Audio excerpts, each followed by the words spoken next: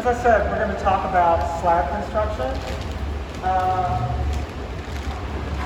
There are many approaches to starting your project with a soft sheet of material to begin to build these hollow volumes that we know most ceramic objects are made from, or incorporate the hollowness. And so there's a lot to know about it. I'm going to try and give you a broad view, and of course you'll figure out ways from this that feel right to you. The first thing is making a slab. So a slab, one of the inherent aspects of a flat, even sheet is that it has no geometry to support it in the shrinkage. So the edges of a flat form very typically dry before the center with the air, and it starts to curl and warp. So as an independent form, just a flat sheet has that kind of tendency, a movement you may not want, and even the bottoms of or the floors of your hollow forms also go through movement in a way that don't, and compressed walls don't. So the first thing you can bring to a slab is really just be aware that in the creating of the flat form or sheet, you're putting it through a series of compressive moves that bring that compressive strength to the flat form. So I might start with just, I could wedge this clay, which I'm not doing, but the wedging is compressive. It puts those particles into the compressed configuration. This is where I think of my favorite politician, right? So although it looks casual, I am thinking of evenness as I lower it and pound it against the hardness of the table. So once it gets flatter, I can put it through another series of moves where I have a more controlled way of getting to a particular thickness. So this is called throwing a slab, and I think it'll be very, very obvious why. I'm going to work on the canvas so it doesn't stick to the seal of the lacquer of the table. I'm going to pick it up and toss it at an angle. And each time I'm picking it up, oh my gosh, in a different place, because I want it to stretch in multiple directions. The reason is this. We talk about clay having a memory. And what the memory looks like is those flat particles that we've been compressing. If I'm only compressing the clay in one direction, when it begins to shrink, it remembers the direction that it was moved in, and it springs back in that direction. So if I'm only moving it in one direction, and I cut this bigger sheet into sections, and this piece gets attached later to this piece like a seam, and this will stretch this way, and this will stretch this way, and there'll be more stress on the seam. For small projects, this does not play out negatively usually, but if you're working in a larger format, this multiple direction business will make a huge difference. So I always just get in the habit of doing that. So then what I will do from here, after stretching it thinner, is most studios, I'm walking away from the camera. Try to drop that right here.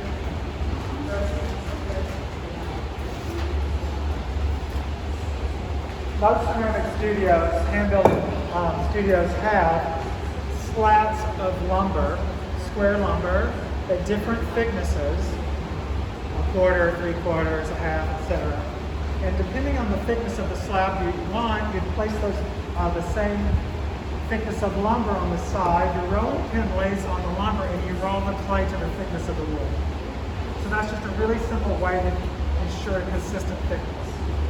But I'm going to just roll it out without it. So I'm going to finish this with multiple direction rolling from the center.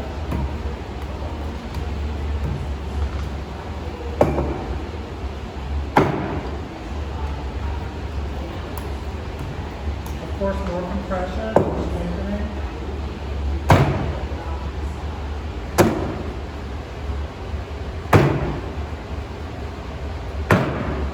And you can get to something pretty even just in this hand making kind of way. Usually what I do is, as a final move, I take a rib, maybe a plastic one like this. I eliminate the canvas texture. In 36 years of making ceramics, I have never wanted canvas texture in my sculpture. Okay, I'm just saying, but you might. But just be mindful of the information that you're leaving, because it will show up in a way that may take someone out of the piece later if it's not mindful. Okay? And this also brings a last bit of compression to the slab. So the next thing I want to do is talk about the slab roller, because many more of you, we have this beautiful slab roller and you'll want to make slabs that way. So if you'll just join me over here. The slab roller is like other presses that you may have experienced, printing presses, etc. Except there's two rollers. There's this top metal roller and then there's the bottom one. So the first thing is these gauges set the distance between the two rollers, giving you the thickness of the slab that's going to be created when you roll the clay through the rollers. And it shows you in centimeters and inches on the side. You want to make sure that both are altered to be the same dimension if you want an even slab, okay, because they're independent. Ooh. This is at 1/4, and this is a pretty good thickness actually for most projects, but you can alter it thinner or thicker. We have two table, sized pieces of stiff canvas that are meant to be kind of a sandwich scenario, the outside of the sandwich. And before I get the clay involved, I'm just going to thread them, line them up, and then thread them through the rollers.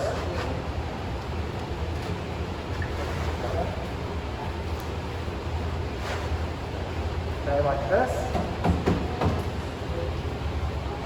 Then I can pick the top one up and then begin to work with the clay in the middle. If at any point this wet clay touches the metal without the canvas, it will stick to that metal roller, and it's a mess to clean. So I just hope you will not have to go through that. It's really a pain to clean it.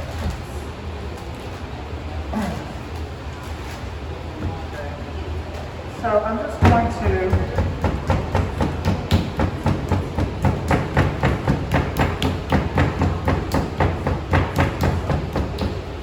a very hardy industrial slab roller, so it can take a lot of stress of taking something thicker and making it thinner. But you're going to want to pound it flat to some degree, obviously thicker than what the desired slab thickness will be. Sometimes it's really helpful to make a wedge so it's thinner in the front so it can engage between the two rollers more easily. It's a little helpful. Bear in mind, if you're only putting it through the slab roller once, that the width of the clay that you put here will stay the same and it'll stretch this way. So if you need a wider slab, you need to build the width now and then let it stretch into the bigger one. Okay. I really want this to be lined up, and I'm going to pull it until the clay really engages tight against the roller. I'm going to keep tension here, and then I'm going to roll until the clay really engages between the two rollers, and then it should be self-propelling. Also bear in mind that you don't want the canvas to crinkle between the rollers because it'll weaken the slab. It'll make an impression, so I'm trying to keep the canvas.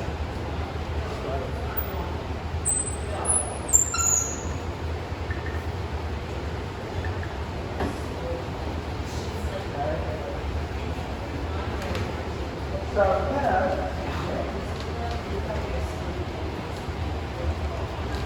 a trick, one of the tricks of working with soft slabs is the minute you pick it up to move it, you're weakening it. That compression, the evenness is a part of the structural integrity of it as a building unit. The minute I pick up soft clay and gravity works against fingertips, it's stretching and weakening. So I'm trying to minimize that. What I'm going to do on this side is take care of that last bit of compression and the texture. Okay? Then, this is a little difficult because of the size of the canvas, but I usually keep it attached to the canvas and roll the canvas over so it keeps my fingertips from making that compression. And then I can take it. Could you take a sheet of that newspaper that's there and put it on top of the previous slab so we don't stick together with one sheet? Perfect. So now I can line it up.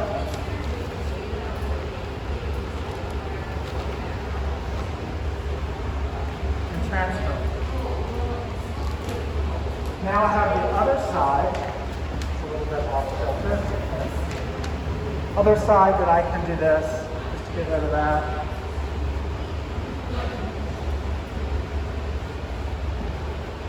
So this is also a very helpful tip. Very often you might want to roll your slabs out and let them stiffen before you begin working with them. And today we're going to be working with soft slabs or plastic slabs, but you're going to have a chance to make a more geometric object from stiffer slabs. So before you even begin, you have to roll your slabs out and store them for drying. A very useful thing is to make a stack so that it doesn't take up the real estate of shelves. You're doing like a skyscraper on a smaller plot of land, that New York mentality of building. One thing I would say, newspaper although it keeps the slabs from sticking, it also could be a drying technique. So let's say you're coming back tomorrow and you want these to be stiffer. If you put 4 sheets of newspaper between the slabs, it will suck the water out of the slabs and make them stiffer by tomorrow. If I only put 1, they're going to stay wetter longer. So it's a way you can play around with the cycle so it's more in the dryness that you need when you want it. Okay. So slab making, that's that. The first thing I want to talk about when we talk about building is the idea of molds and how molds can set up geometries and shapes that then become building blocks for sculptural form. So molds take many shapes, many materials. The first mold we could talk about is a temporary mold of a disposable or even a burnout material, like newspaper.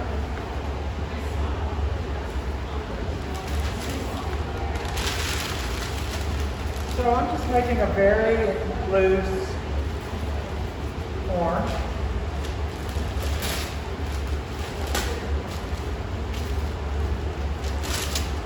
Okay? And I'm going to cut out a smaller piece of this. Yeah.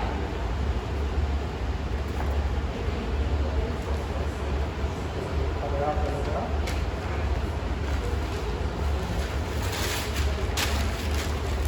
So, if it were important for me to have a more specific controlled shape, I could use something like blue tape to create structure and sort of make a more structured shape.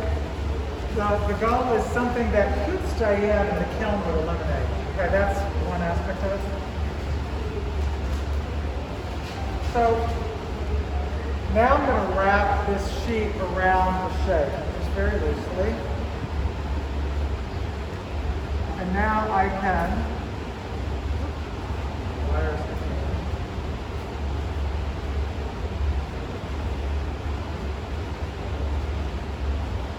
just using the wetness of the clay, compression. It's like a giant empanada. Okay. I always make myself hungry. Big dumpling. But once I get the newspaper, which is like a third hand, keeping it from collapsing, with the trapped air, which is now keeping the form complex. I can begin to work with external force to make changes.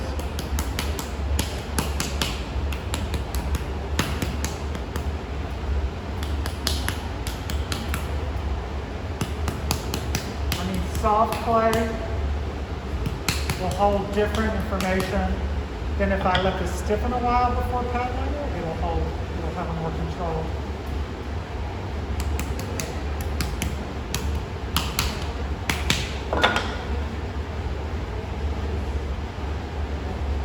So you can see this kind of organic paddle shape. I can take the pressure of this flexible soft edge and also through external pressure make changes to the form, sculpt into it. So this way of working, this kind of intuitive way, could yield a whole vocabulary of polyforms that could be cut and pasted as stiffer stages like you did earlier to make a more complex sculpture. Okay, so that's one thing. Now another thing is the chance of removing that newspaper and continuing to develop the form with access to the hollowness. So what I could do is make a hatch. Probably I'd let this stiffen before doing this, but I'm in a cooking show time here, so I'll do it soon. So I'm going to cut an angled cut.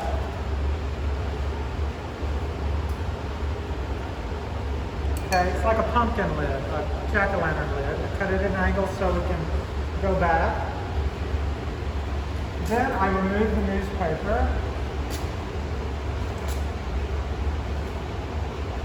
My form is really not really stiff enough, I guess, yet.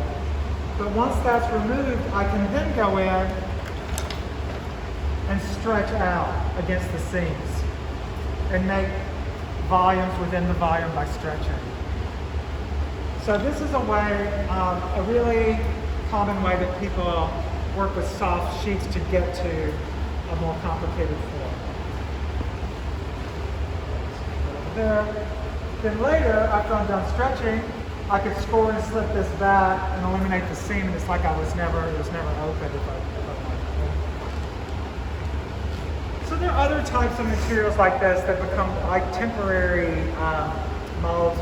You can make a solid clay form, and then either let it stiffen slightly before laying the slab on it, or put like a piece of plastic over it, and then lay your slab, and it'll take the shape of the solid shape, and it'll sort of support it while it dries, and then it'll hold that shape when you release it, and then that clay can be reconfigured for the next piece. But mostly when we think of ceramic molds, we think of materials like plaster. And plaster molds have a long history in clay object making. There's two different types that are very common that you might think of. One is a press mold or a slump mold. They're the same type of mold, different name, which has got a concavity that you press the clay into to take a shape.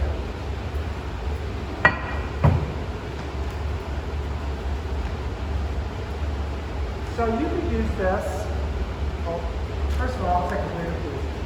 I could really try and fill this shape with one sheet. And I didn't get any books. Could someone just give me some water in a bucket? I normally use water because in the stretching of this form to register in the mold, even though the clay is wet, it really increases the likelihood it doesn't have stress cracking from the stretching. Thank you so much. Perfect. Wonderful. Guess I got my cooking show partially set up here. So I have this damp, smaller throwing sponge. And so I'm going to start in the center and just sort of coax it down there and then stretch out toward the edge.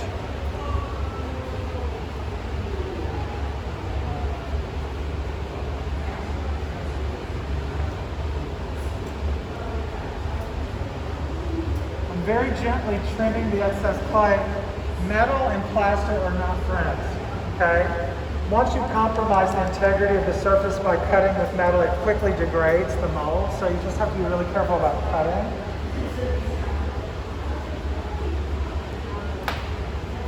So once this is here, now that it has the full support of the mold, I can really take water against this still wet clay and make major changes, like to this edge. I could really stretch it with water.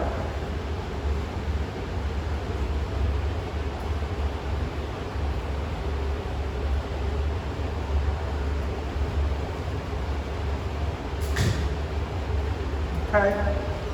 Sometimes you're building a sculpture. I mean, this looks like a functional tray or something that I would be popping out after a little stiffening.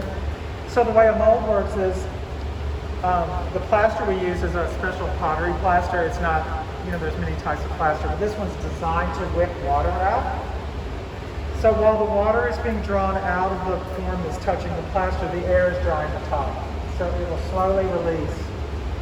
But while I have the full support of the mold, I could actually build walls up here and have a round bottom thing with the support of the mold. So normally the challenge would be, how do I start with something rounded on the bottom and not have the weight collapse it as I'm building? So keeping it in the mold to build in might be a strategy.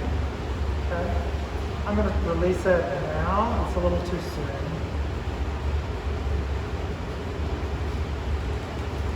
Okay. You can see the edge stays lifted, which has to do with the thickness of the clay and the shape of that simple dome. That's a strong geometry. So even though the clay's wet, I took it out too soon, it didn't collapse. It sort of held its shape. The second type of mold that's synonymous with press molding, well, one interesting thing about the history of press molding is as clay objects relate to architecture and facades of buildings. So in Lower Manhattan, there's a famous skyscraper. It's called the Woolworth Tower. You probably know it or you've seen it. They light it at night. It's an iconic skyline, New York skyline building. And it's a very ornate building. It has a lot of Beaux-Arts kinds of relief and sculpture on the facade. Literally, that is a clay ceramic building. So 30-something stories of that building were terracotta, white terracotta, that were pressed into molds and had all that ornamentation in the mold. They were popped out and then fired, and those panels were attached to the steel frame and hung to make the facade. So this is something that has many, many applications in the world. It's kind of simple idea of pressing. This is its corollary, it's its cousin, we call a hump mold or a drape mold. And where this is a concavity, this is a convexity, okay? And so one of the reasons why you might like using the press is that when it dries, it shrinks away from the mold. It just separates on its own in the shrinkage. If I press wet clay around this, it shrinks around the mold and can cause cracking at the edge. So you have to release it. You have to be more mindful of how long it stays on the mold like this. Same deal. These are very, very simple shapes, but you can take your plaster and carve it, and then when I register this slab, it will have this amazing relief, on the underside where the clay is pressed in. So a lot of mold work can be done to create unique kinds of forms and patterns. But I'm going to use this one, and instead of registering a bigger sheet around the entire mold, I could use the mold to kind of build the shape from fragments or sections. Just tearing it into strips. I could leave really a more open space. Okay, So with something like this, I just kind of laid it on top and gently pressed. But again, I have the structure of the plaster to work with here. And this is a student-made stamp. So literally, a piece of clay was carved with the idea that this would later be used after the firing to become an impression in a soft piece of clay. So you can make your own vocabulary of stamps that have the images, the textures that relate to your work and your research. So I can take this very simple pattern and I can use it to join these against the hardness of the mold, leaving the information from the stamp in that scene.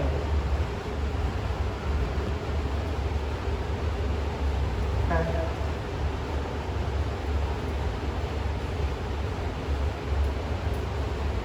I can also, like I did before, use water. I could use a rib if I want no seam.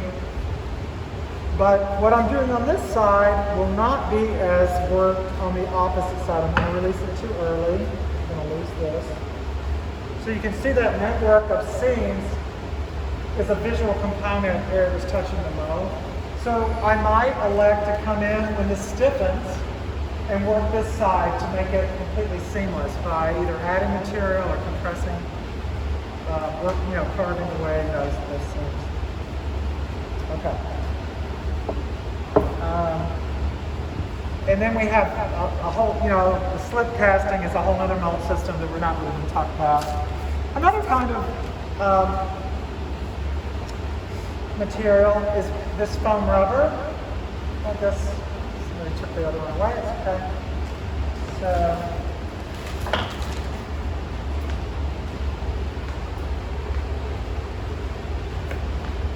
So foam rubber is really interesting. It's really a great material to support a round, soft surface to keep it from flattening while you're working on the top, right? So a lot of times there's pieces of foam rubber like bedding like this around the clay studio. But it's also good because it can be a way to make a change to this that registers in this form. So the foam is firm but also soft and will receive the action from the other side. So I'm just going to make a super dumb pattern here into the foam.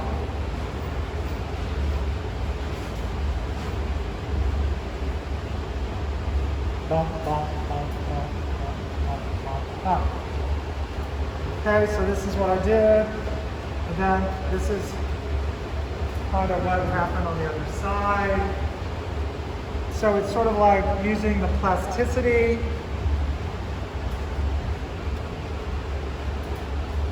All right, and then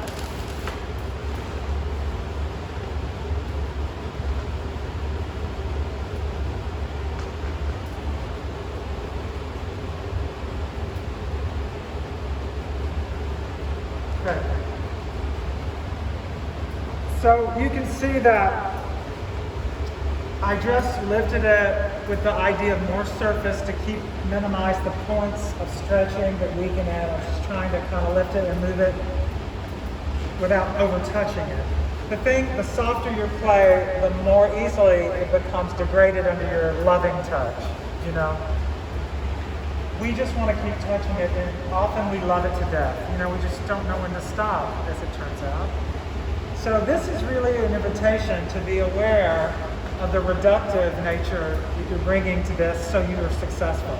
Not over touching is really crucial. So I just wrapped it around. The clay is pretty soft, but I'm going to take my knife and make a more formal seam. Let's talk about that. So what I just made was perhaps a very boring, simple structure of a cylinder, but we know its architecture for clay is brilliant. It's all domed, right? It's got that arch every direction around. So it's very stable. But what I'm going to do, I'm going to cut through the overlapping at an angle. So when I cut through, I'm going to rejoin it. Instead of making a blunt cut, which has less surface area to join, if I cut both pieces at an angle, there's more of a flap. So when it gets rejoined, it's less likely to open up in the shrinkage. Okay, it's just a little tip, a little trick. I'm going to cut at an angle.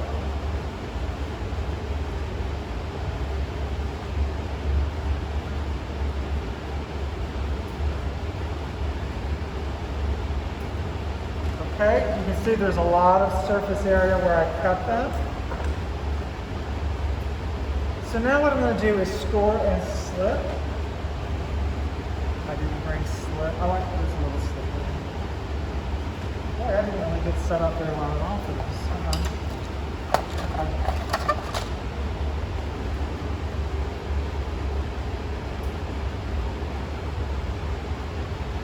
Okay, I'm roughing that up. I'm going to add a little slip in there.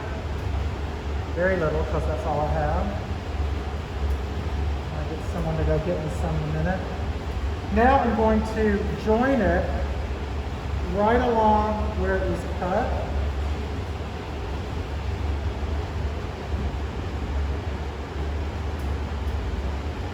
Okay.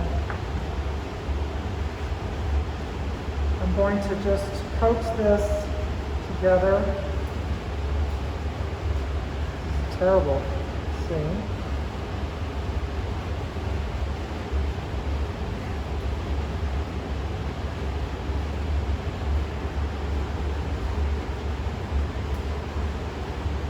This is really nice because fingertips, again, make that uneven, degraded edge. This has an even pressure, kind of maintains the integrity, the evenness of the slab. So this has already kind of got a darted edge because of the shape of the join when I joined it. But it leads me to the next thing, which are the ideas about removals that allow for this to become a less boring shape. If you've ever made clothing, has anybody ever sewn anything? Yeah. I have too, just a little bit. I'm terrible. But I've watched a lot of Project Runway, okay, so I feel like I'm an expert.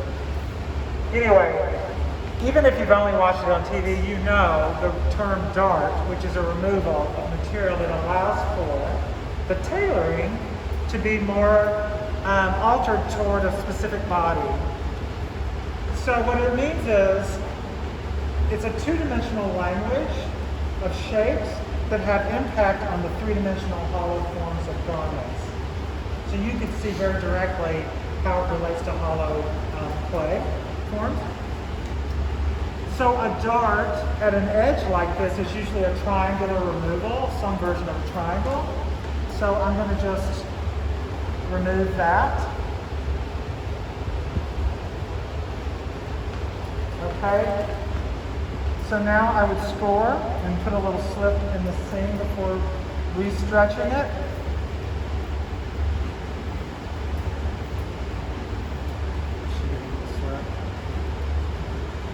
Yes, somebody was listening to my cry for help.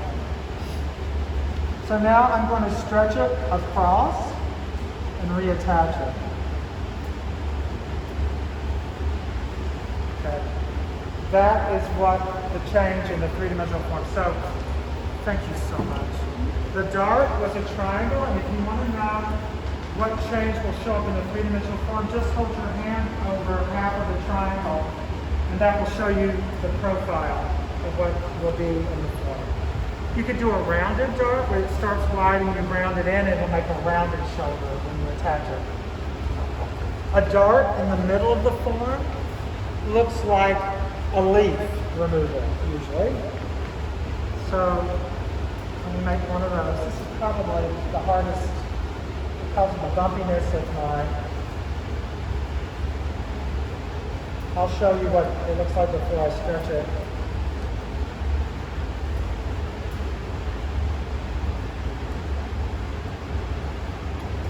Okay, so there's the leaf shape.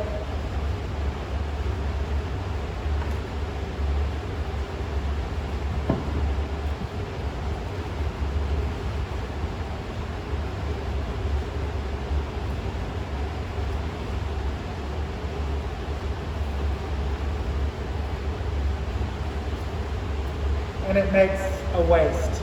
Okay, half of the leaf is a concave So every time I've stretched it and reattached it, the slipping makes it temporarily very weak. But after a few minutes, I could come back and I could stretch out around those seams so it doesn't look like Frankenstein's monster, you know, with all the scars. It has more of a volume around the new form. But as long as I have plasticity, I can keep stretching around. So I could do 4 darts at the top and make this a completely closed form at the top. It doesn't have to be that. Okay, so another way to think about sewing or garment making and ceramics is pattern pieces. So, you know, most garments are made of flat shapes that are sewn together at edges to describe the hollow form of a shirt, pants, whatever. So, just going to make this a little bit thinner.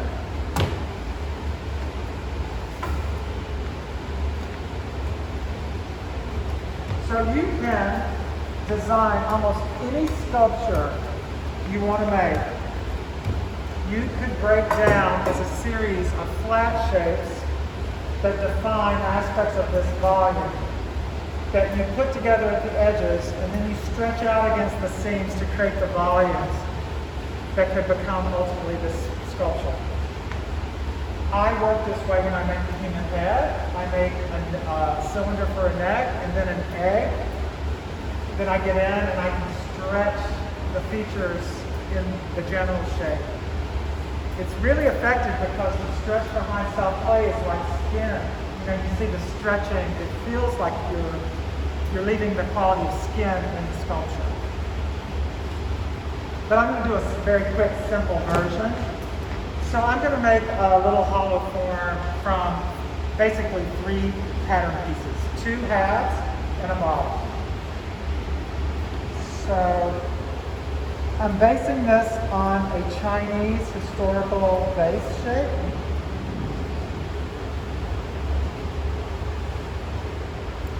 Okay. My 2 halves are the same shape, but it's really interesting to join 2 different shapes together at the edges and see what new 3-dimensional thing comes from that.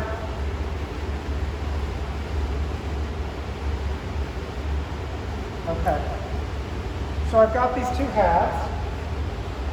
The first thing I'm going to do is pinch them. That is a really thick wall for a small vase, so I'm going to pinch just the edge toward the ideal thickness for what this form will be when it's a hollow volume. Just the edge. The other thickness I'm going to stretch out a different way. So I'm quickly going to do both sides.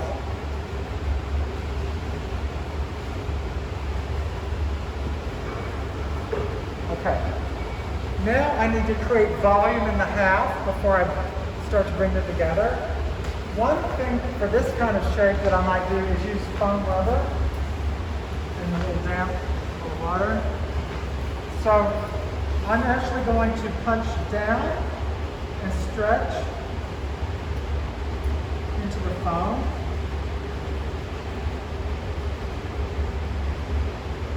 It gives me kind of a domed, evenly stretched form that of course I'll continue to work with. I want this to dry as a volume, to stiffen a little bit before I try and join it to the other half. If your shape is too big to do this technique of the foam, you can just dome it and even have newspaper temporarily supporting it until it stiffens a little bit. Okay. So I've got 2 halves. So now I'm going to score and slip the edges.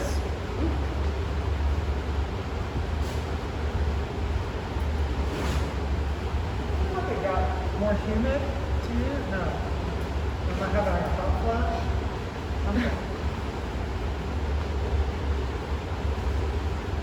Well, much hotter than I did. Okay. Put a little slip. I'm going to just do the 2 sides. So now, in my case, since it's symmetrical, I can line them up. And I'm going to start to push the seams together, not with a flap, but end to end.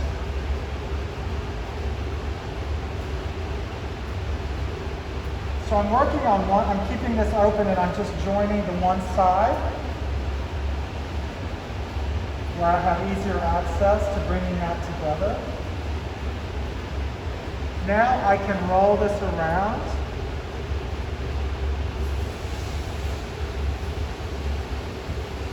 And now I can arch it and connect the other side.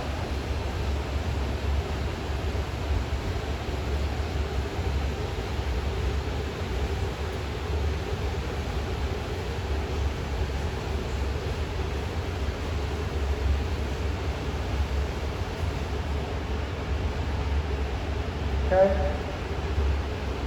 It looks like a little pillow, right? A little heart pillow, a little face pillow, which you may like. But now that I've got it put together in this sort of tentative way, the seams are quite weak, I might do a little external work with another kind of paddle at the edge, which gives me more compression. It also takes the flappiness away and gives me more dimension here at this pillow edge.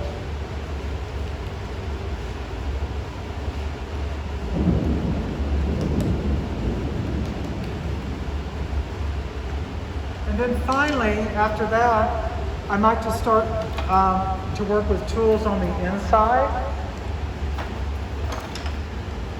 Usually I have a series of sticks with wooden balls on the end that allow me to stretch out without my hand having to be there.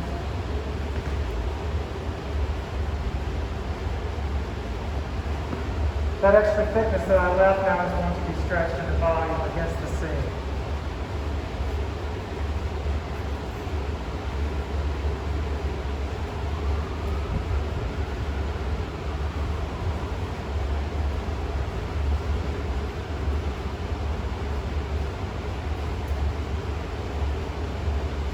This is like most projects, could be done in stages. So once I've stretched it thinner, it might need drying time to become stronger as a thinner wall before I can stretch it again after a few minutes to get to what will be the ideal volume. Of course, the final piece would just be the round piece that locks it in at the bottom. Okay. This is very simple. But you can do almost anything this way. You can make almost any sculpture. Okay. All right. So I think the final thing I want to talk about that should give you something to work with is a bit of a hybrid. It comes from a lot of different areas and it'll make sense to you, I think. Does anybody here know who Buckminster Fuller was? Buckminster Fuller? Really?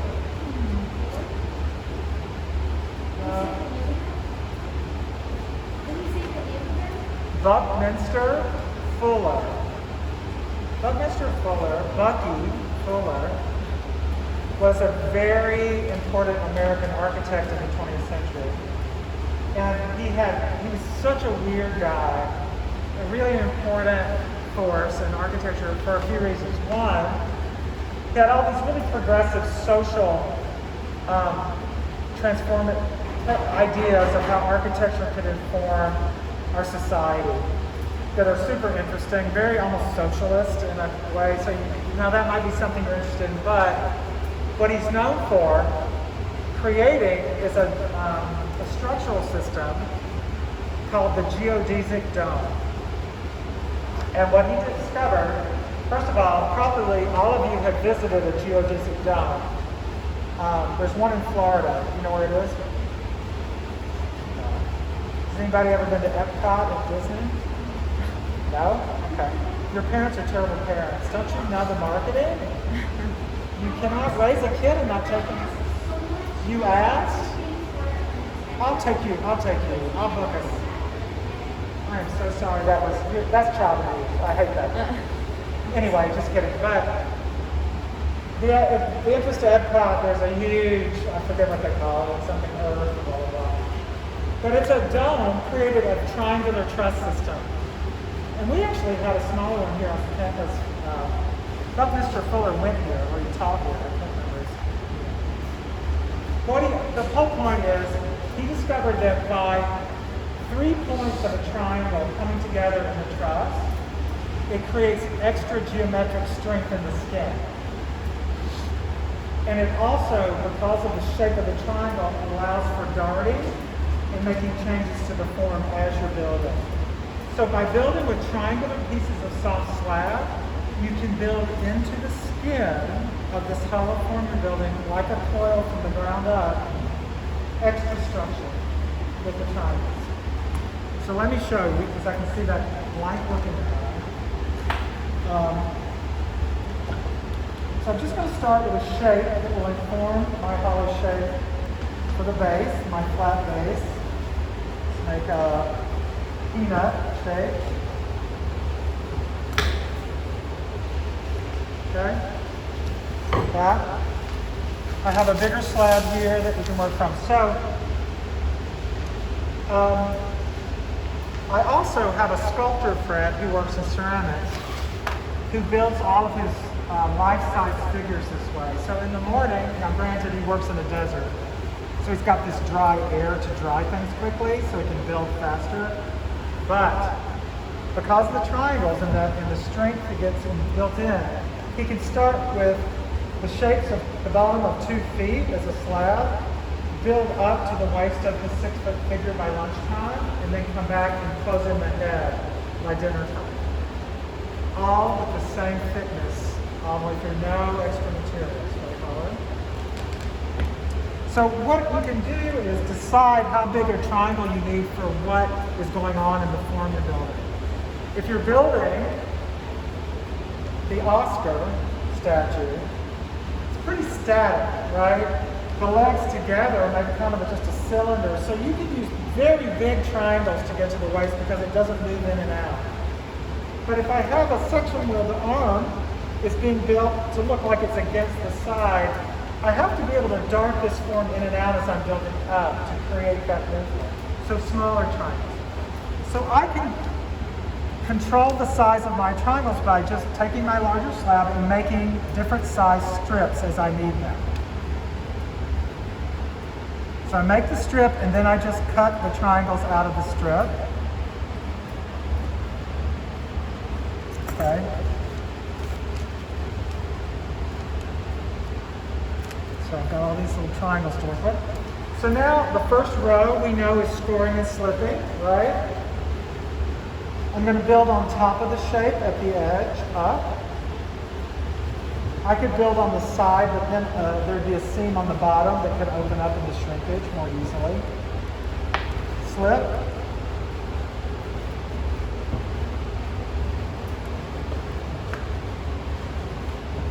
Okay.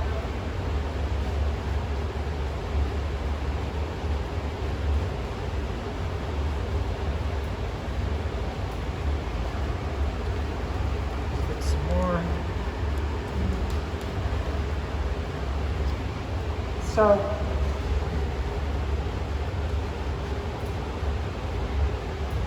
now this is where the darting comes in. Just like a coil, I'm building up row by row. So the next row is a chance to change the direction or establish a direction out from the center of the hollow space for the wall. So just do another row. Huge triangles, I don't know why I'm having to. So if I want this side to go out of the diagonal line to a wider place, I'm going to set this row in that direction. I'm just going to set the diagonal up. When I want to establish that, the next row is going to go on top, and I'm going to pinch it where it overlaps, locking it into that diagonal with the second row. They do not have to fit exactly to get the geometry. You don't have to fit them in with precision. They can be overlapped and soft, and you will still have that strength of the triangles coming in.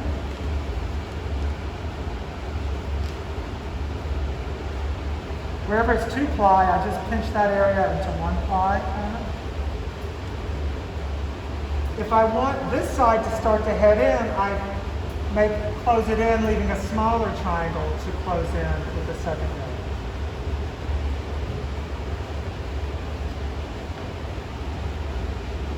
a liability, this wire. They need Bluetooth.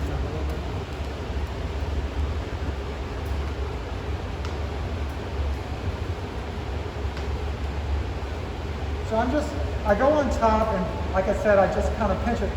If I lay them in side by side, those are a lot of seams that can open up in the shrinkage. So I like to really compress it and make it a stronger. So after I get at least 1 or 2 rows going, then I come back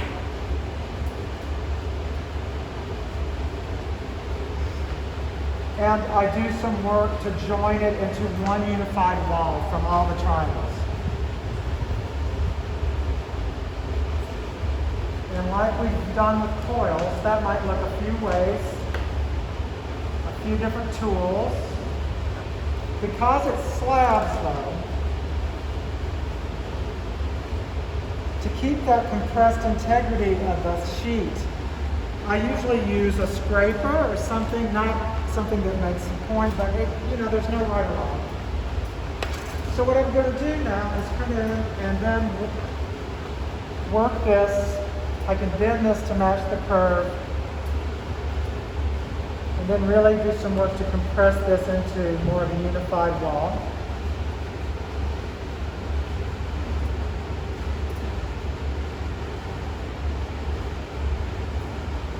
If this were the beginning of a 6-foot sculpture, I would also be compressing the inside, for sure. All of that gives me more strength.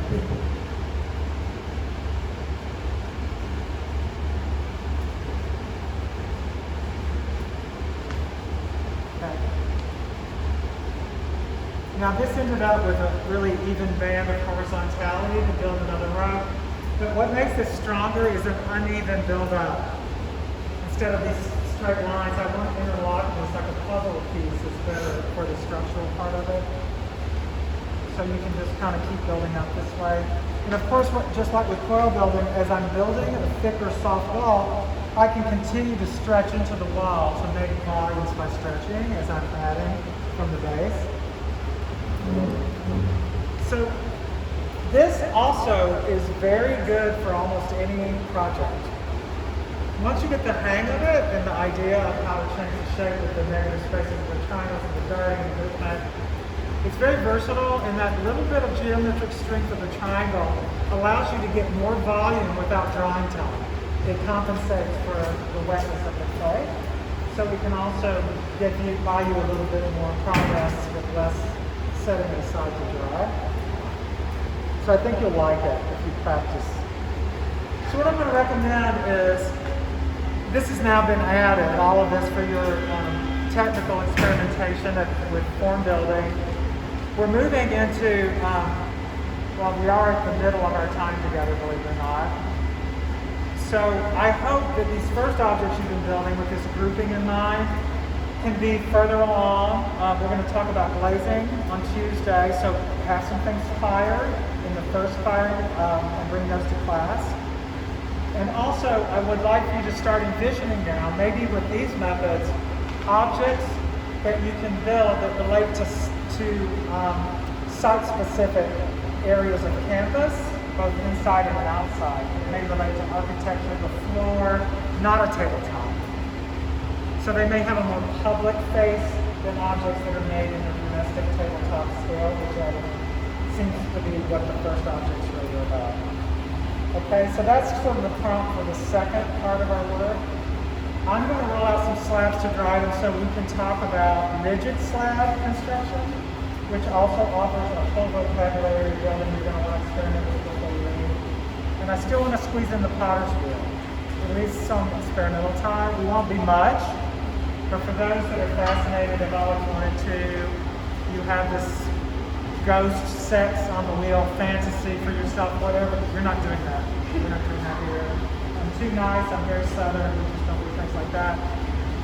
But there's a reason why people still want to be on the potter's wheel. It's pretty spectacular in a physical sense. So I'll give you some tips and we'll have some time, so we'll have that under your notes. Okay? Great. Does anybody have